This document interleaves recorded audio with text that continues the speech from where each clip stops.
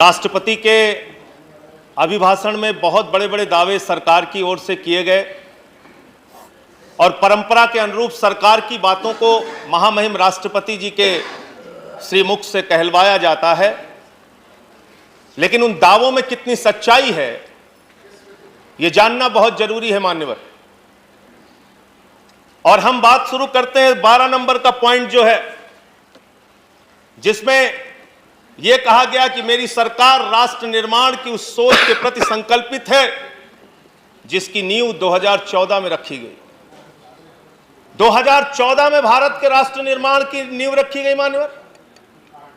इसका मतलब बाबा साहब भीमराव अंबेडकर का इस राष्ट्र के निर्माण में कोई योगदान नहीं, राष्ट्रपिता महात्मा गांधी का इस राष्ट्र के निर्माण में कोई योगदान नहीं। इसका मतलब पंडित जवाहरलाल नेहरू का इस राष्ट्र के निर्माण में कोई योगदान नहीं, लाल बहादुर शास्त्री जी का इस राष्ट्र के निर्माण में कोई योगदान नहीं, चौधरी चरण सिंह जी का इस राष्ट्र के निर्माण में कोई योगदान नहीं। अरे सबको छोड़ दीजिए, क्या स्वर्गीय पंडित अटल बिहारी वाजपेयी जी का भी इस राष्ट्र के निर्माण में कोई योगदान नहीं? आप जब अपनी तारीफ करने लगते हैं तो अपने लोगों को भी भूल जाते हैं।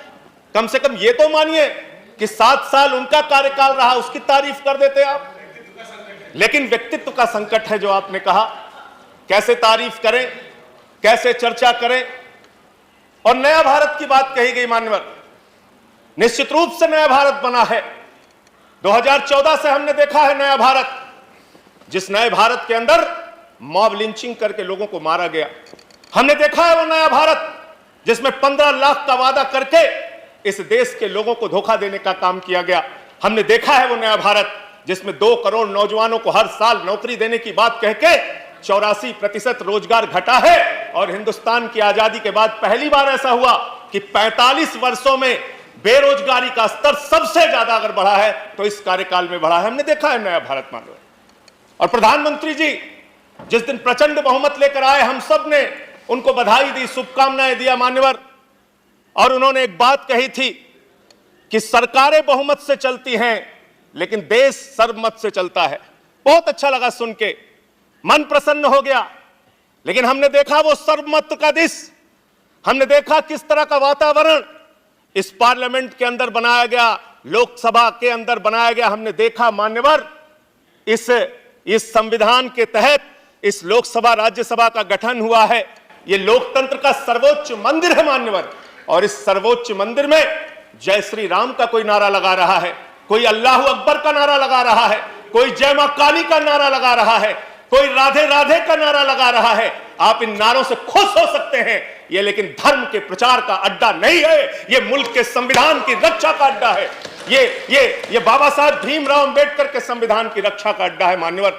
जिस सपने को लेकर हमारे वीर सपूतों ने अपने प्राणों की आहुति दी, उस सपने की रक्षा को करने का ये मंदिर है मान्यवर। यहां पर नारे लगा के हम एक दूसरे के ऊपर खुश हो सकते हैं। वंदे मातरम पे सवाल उठाते हैं, मुसलमानों की देशभक्ति पे आप सवाल उठाते हैं, और कुछ लोग ऐसी टिप्पणी भी करते हैं जो मेरी समझ में नहीं आता। मैं अन्ना जी के आंदोलन के मंच का संचालन कर रहा था मान्यवर। मेवात से एक मुस्लिम लड़की उस मंच के संचालन के दौरान कही कि उसने कहा कि मैं समर्थन देने आई हूं, भाषण देना चाहती हूं। भाषण जब उसने समाप्त किया उस मुस्लिम लड़की ने, तो उसने कहा भारत माता की जय, भारत माता की जय, वंदे मातरम। और मैं उस विचारधारा से सहमत नहीं हूं। मेरा इस्लाम इतना कमजोर नहीं कि वो वंदे मातरम कहने से खत्म हो जाए। इस तरह की सोच के लोग हिंदुस्तान में रहते हैं।